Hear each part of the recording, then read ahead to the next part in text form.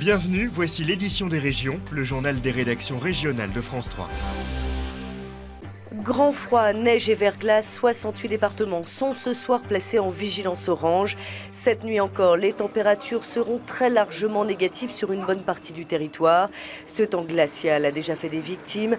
2 personnes atteintes de la maladie d'Alzheimer sont décédées, ainsi qu'un habitant du Puy-de-Dôme âgé de 85 ans. Prudence également sur les routes. La circulation s'annonce difficile avec le retour de la neige et du verglas dans l'ouest et le nord. Ce matin déjà, la ville de Lille ressemblait à une patinoire géante. Neige en soirée, verglas assuré le lendemain matin. Il faut dire qu'avec moins 11 degrés relevés cette nuit sur la métropole lilloise, les conséquences étaient inévitables. C'était bien annoncé par la météo, hein. On le savait, on le prévoyait. À pied ça va, en voiture un peu moins. C'est-à-dire que hier soir c'était compliqué pour rentrer du travail. Ouais. Peu de neige, mais suffisamment cependant pour recouvrir trottoirs et chaussées d'une mince couche de glace. À Lille, ce matin, la tendance était à l'extrême prudence et chacun d'avancer à son rythme et selon ses possibilités. Je fais comme tout le monde, on marche comme un escargot, hein. Tout doucement, faut pas glisser.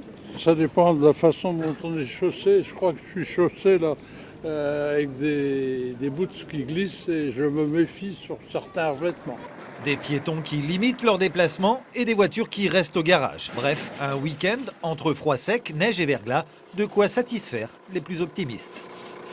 Toujours un plaisir d'avoir un hiver avec de la neige. Et pour les enfants, ça a été le bonheur. Plaisir pour les uns, galère pour les autres. Le froid est bien là de toute façon et il devrait s'installer chez nous pour quelques temps encore. Et si dans le nord, le froid, la neige et le verglas n'ont rien d'exceptionnel en plein hiver, dans le sud, en revanche, c'est beaucoup plus rare, d'où la curiosité des habitants de la Ciotat qui ont découvert ce matin un étonnant paysage hivernal. 2 cm de neige sur les capots des Pointus à La Ciotat. Il n'y a pas de quoi bloquer l'activité de la petite ville côtière, mais assez pour faire sortir les photographes amateurs. Ah, comme ça, ça faisait longtemps qu'on n'avait plus vu la Ciotat comme ça. Ouais. Le bec de l'Aigle enneigé là, c'est pas tous les jours. Ouais. Et même l'île verte, c'est très rare. Hein. Ouais. Parce que de temps en temps, il tombe de la neige, ça arrive. L'année dernière, un petit peu, il y en a un petit peu sur les plages, mais là, l'île verte, j'ai pas le souvenir. Hein.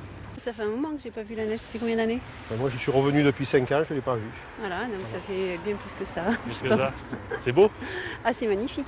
Ouais. D'ailleurs, on immortalise. Pas de neige en abondance, mais du verglas. Ce matin, il faisait moins 5 sur les quais. Une patinoire qui, pour certains, n'est pas un problème. Quelles chaussures vous avez mis pour pas glisser? Ça glisse en fait. Ça glisse? C'est des baskets et ça glisse. Rien à faire. Pas de basket à crampons ou Non, pas plus que ça. Vous courez tous les jours? Non, là, cette semaine j'ai mis un peu en stand-by, j'ai pas trop le temps. Et puis j'ai repris ce matin. Cette petite neige, un samedi, tout le monde s'en félicite. La municipalité a salé les chaussées tôt ce matin pour prévenir des glissades. La neige ici est un phénomène rare et digne d'une jolie carte postale. Une jolie carte postale dont se passeraient bien les jardiniers. La végétation en avance cette année en raison d'un début d'hiver plutôt doux a bien du mal à supporter ce froid glacial. Alors, parole de pépiniériste, les plantes doivent impérativement être protégées. Donc on a toujours cet effet coupe-vent, mais en fait on a simplement une mise en place qui est plus simple, qui ne touche pas le végétal. Voici la star du moment dans vos supermarchés. Il y en a de toutes les formes, de toutes les tailles et pour tous les budgets.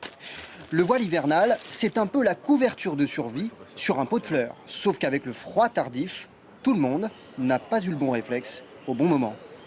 Alors j'ai des rosiers, des groseilliers et je les ai mis à l'écart du froid dans le garage. J'ai des palmiers que j'ai emballés, mais manque de chance, j'ai un jeune chien qui déballe les palmiers sans arrêt. Donc ils sont en train de geler, je pense. Dans les jardins, sur les balcons, les températures extrêmes ont fait des ravages. Voilà pourquoi ces jours-ci, les pépiniéristes se transforment en pharmacie. Il faut soigner, voire sauver les plantes. Pour cela, le voile hivernal est un excellent moyen. Mais le dispositif montre ses limites lorsque les températures ne décollent pas. Dans ce cas, mieux vaut rentrer ses plantes. Et ce qu'il faut éviter de faire, c'est de le rentrer directement à la maison, parce que là, on risque d'avoir un choc thermique, dans le sens où il va passer de moins 10 degrés dehors à 20 degrés à l'intérieur, 30 degrés d'écart, là, ce serait fatal. La vague de froid est une bonne opération commerciale pour cette enseigne. Activité en hausse grâce à ses protections. Mais contre le gel, il y a aussi la course à pied, loisir qu'une plante ne peut naturellement pas se payer. L'action des 230 salariés de la Sobreda à Brest, les employés de la société bretonne de réparation navale en redressement judiciaire depuis la mi-décembre, ont appelé la population à manifester cet après-midi. Un appel entendu puisque l'entreprise représente 1 millier d'emplois induits dans le pays brestois. Avant de défiler, ils se sont rassemblés devant la mairie autour de l'Espoir 2, une étrave de navire fabriquée par les salariés du chantier. La date limite de dépôt des offres de reprise a été fixée à lundi. Selon les syndicats, 4 industriels français et européens ont manifesté leur intérêt pour ce dossier. La Grande Muette commence à briser le silence. Les militaires insatisfaits de leur sort font désormais part de leur mécontentement sur Internet via des forums de discussion. Beaucoup en ont marre de ne pas avoir les mêmes droits que les autres citoyens. Ce jeune homme est issu d'une famille de militaires. Il a lui-même fait sa carrière dans la marine avant de prendre sa retraite d'officier marinier en mai dernier. Aujourd'hui, Nicolas est un vilain caillou dans la chaussure de la Grande Muette. Car depuis 5 ans, il anime un forum où les militaires viennent parler anonymement de leurs problèmes. L'association Militaires et Citoyens tente comme elle peut d'aider ces professionnels qui n'ont généralement d'autres droits que de se taire. Soit c'est des situations d'harcèlement, de manque d'hygiène, de manque de considération, des problèmes administratifs. Alors les moyens d'action, c'est de mettre un petit peu la pression parfois en disant trouver une solution pour cette problématique, où on prévient les médias, où on prévient les politiques, enfin les élus. Il faut dire qu'au sein des armées, le dialogue social est pour le moins timide et le code de la défense particulièrement restrictif. Les militaires sont considérés comme des citoyens de seconde zone parce qu'ils ne peuvent pas participer à la vie sociétale comme n'importe quel autre citoyen français. Un militaire n'a pas le droit d'adhérer à un parti politique, pas le droit aux syndicats, pas le droit aux associations professionnelles, une liberté d'expression extrêmement limitée. Donc voilà, il y a une grosse différence entre un militaire et le reste des agents publics. Pour l'instant, seuls les militaires qui ont quitté le service actif osent s'exprimer. Mais l'aspiration est forte au sein des armées, c'est ce qu'ont noté les députés. La commission de la défense vient de faire des propositions pour améliorer le dialogue social. Il y a un risque de coupure entre la hiérarchie militaire et les militaires. Il y a un risque de coupure entre les militaires et la société civile, si l'on peut dire, parce que le dialogue est devenu une constante de la société civile dans tous les domaines. Or, dans l'armée, il y a encore des progrès à faire dans ce domaine. La commission préconise notamment des instances élues et l'autorisation des associations professionnelles. Une triste nouvelle pour la gastronomie française. La maison Alain Chapelle met la clé sous la porte. Le restaurant étoilé, qui connaissait des difficultés financières, avait été repris il y a 1 an par les 2 fils du célèbre cuisinier. Mais la fermeture était visiblement inévitable. Les chefs les plus étoilés de la région savaient que la maison Chapelle survivait depuis longtemps. Personne n'est donc vraiment surpris du dépôt de bilan. Impossible de joindre les 2 fils d'Alain Chapelle, ils se refusent à tout commentaire. Le maire de Mionnet sait ce qu'ils perdent. Je sais que pour eux c'est dur parce que c'était tout la mémoire du papa, de la maison, qui fait qu'aujourd'hui c'est eux qui ferment. À mon avis c'est dur pour eux, comme pour nous bien sûr. À quelques kilomètres de la maison Chapelle, le chef Christophe Marguin, il fait partie des toques blanches lyonnaises et lui aussi déplore la fermeture de l'emblématique restaurant gastronomique. C'est regrettable pour la France, pour la région et pour tout le monde parce que quand vous avez un grand nom qui s'éteint, c'est jamais bon pour l'image de notre métier parce qu'on a besoin de fleurons et la maison à la Chapelle en était un. En 1939, les parents d'Alain Chapelle s'installent et obtiennent une étoile au Michelin. En 1957, 10 ans après, leur fils Alain prend la main et ajoute une 2e étoile, puis une 3e en 1973, que la maison perd à sa mort brutale en 1990. Sa femme et le chef Philippe Jousse ont su conserver les 2 étoiles pendant 21 ans sans investir, ou presque. Il y a 1 an, David et Romain Chapelle reprennent une maison moribonde. Georges Blanc connaissait très bien leur père.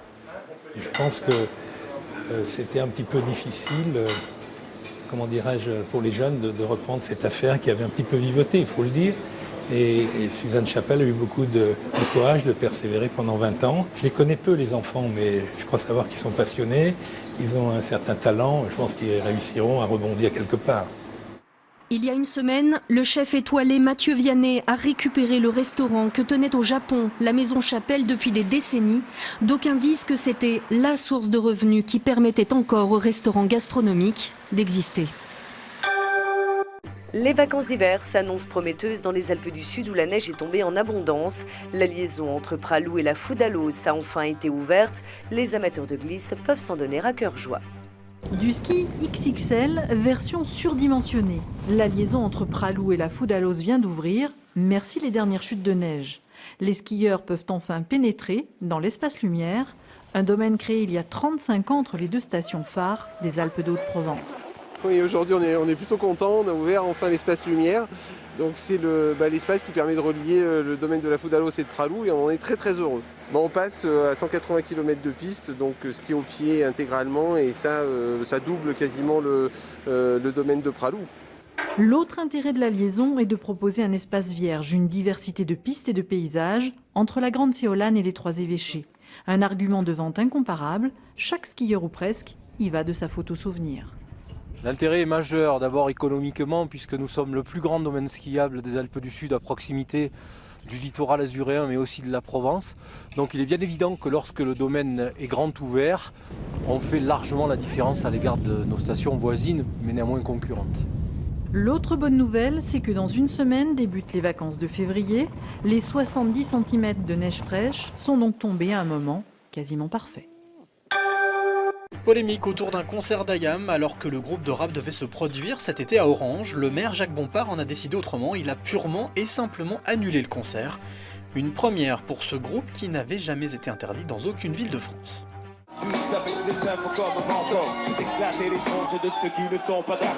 Une fausse note dans le calendrier d'Ayam. Contacté par une agence événementielle, le groupe avait accepté de jouer le 9 juin à Orange, mais en apprenant la nouvelle, le maire annule le concert. Le rap n'est pas le bienvenu dans le théâtre antique, à cause de ses paroles par exemple. Achevelé à coups de gifle, achevelé, à coups de sclab, achevelé, à coups de tacle. C'est vrai que ce n'est pas la philosophie que nous défendons. On essaye d'en donner un peu pour tous les goûts, mais dans un contexte de sécurité et de non-agression de notre pays. On ne va pas faire venir des groupes qui vont venir pour insulter la France et les Français. À quelques kilomètres de là, Vaison-la-Romaine possède aussi un théâtre antique. Plus petit que celui d'Orange, mais ouvert aux rappeurs. Le maire invite donc Ayam à jouer en réaction à la censure et pour le principe républicain. Ayam, comme n'importe quel groupe de rap, comme n'importe quel groupe de R&B, comme n'importe quel groupe aujourd'hui, a le droit de se produire. Alors si c'est parce que y a tel chanteur, tel message, telles origines, ensuite c'est pas notre mission d'élu d'aller choisir tel événement culturel ou pas. Les deux maires auront l'occasion de s'affronter lors des prochaines élections législatives. Le groupe marseillais, lui, a donné une seule interview avant-hier. Depuis, il réagit uniquement sur son blog. Ayam ne récupère pas la fausse note pour en faire grand bruit. Si vous faites partie de la génération Y, vous connaissez forcément Un rue Sésame. Cette émission éducative était diffusée en France dès 1978. Et bien voilà une version pour adultes, Avenue Q, une adaptation surprenante qui a fait un carton à Broadway et qui débarque en France. Moi, je peux te faire du bien, te faire grimper au rideau. En effet, c'est pas vraiment pour les enfants, en tout cas on va dire pas de ça de 10 ans, mais Avenue Q, je trouve que c'est un hasard total, il n'y a qu'en France que ça sonne comme ça. Destination, le 7e ciel. Mais c'est pas du tout un spectacle sur le cul, on parle un petit peu de cul dans l'Avenue Q parce que dans l'Avenue Q on parle de tout. Quand tu tombes en l'air. C'est une parodie de la célèbre émission Un rue Sésame, mais pour adultes.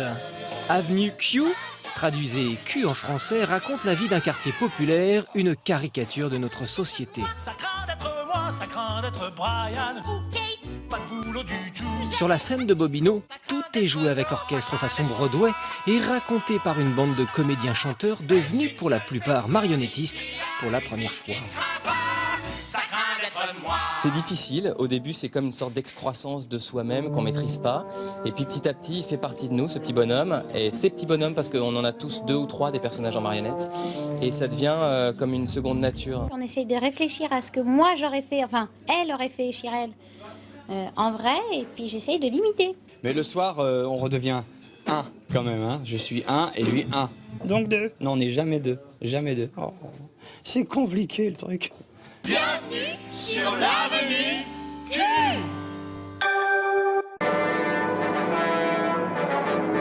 Petit clin d'œil au passage à la folle journée à Nantes. La 18e édition du festival de musique classique a décidé de mettre à l'honneur la musique russe, avec au programme un répertoire qui couvre près de 160 ans de composition et une nouveauté pour cette année, une nouvelle scène, celle du lieu unique avec 2 salles de concert.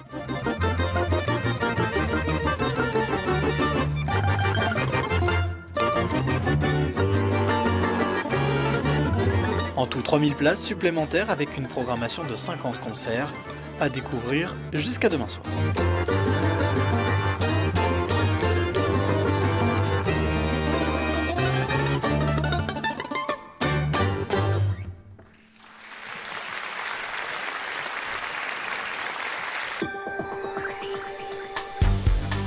Tout de suite, votre édition des initiatives.